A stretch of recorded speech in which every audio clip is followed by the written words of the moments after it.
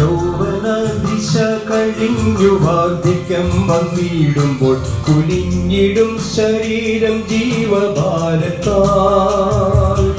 അപ്പോഴും വിടില്ലവൻ നടത്തും അന്ത്യത്തോളവും, വയ്ക്കുക നിൻ ഭാരമാവൻ പാദത്തിൽ. വയ്ക്കുക വയ്ക്കുക വയ്ക്കുക നിൻ ഭാരമാവൻ പാദത്തിൽ. സംശയം കൂടാതെ വിശ്വസിക്കുമെങ്കിൽ രക്ഷകൻ നിശ്ചയം സ്വതന്ത്രനാക്കും നിന്നെയും. സംശയം കൂടാതെ വിശ്വസിക്കുമെങ്കിൽ രക്ഷകൻ നിശ്ചയം സ്വതന്ത്രനാക്കും നിന്നെയും. ദൈവനാമത്തിന് മഹത്വമുണ്ടാകട്ടെ. ഇന്നത്തെ പ്രഭാത ധ്യാനത്തിനായി 38 സങ്കീർത്തനം 14 വാക്യം. ഞാൻ കേൾക്കാത്ത മനുഷ്യനെ പോലെയും വായിൽ പ്രതിവാദമില്ലാത്തവനെ പോലെയും ആയിരുന്നു.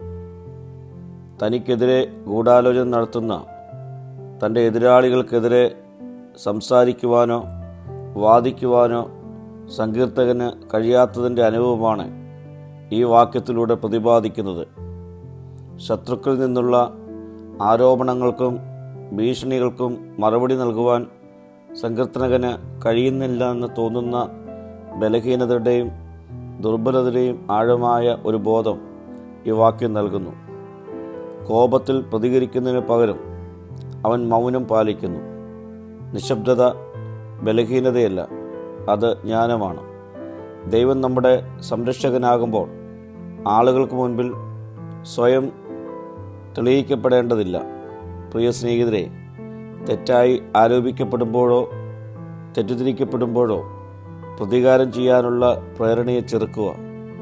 നാം നിശബ്ദത പാലിക്കുവാൻ തിരഞ്ഞെടുക്കുമ്പോൾ നാം ദൈവത്തിൻ്റെ ശക്തിയെ പ്രതിഫലിപ്പിക്കുന്നു.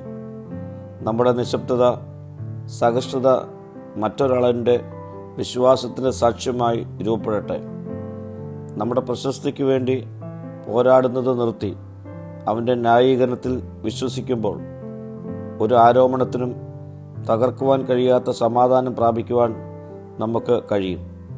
പ്രാർത്ഥിക്കാം. കർത്താവേ, എൻ്റെ ചുറ്റുമുള്ള ശബ്ദങ്ങൾക്ക് ഉത്തരം നൽകുവാൻ കഴിയാത്തപ്പോൾ എൻ്റെ നിശബ്ദത നിനക്കുള്ള എൻ്റെ കീഴടങ്ങളായി തീരണമേ.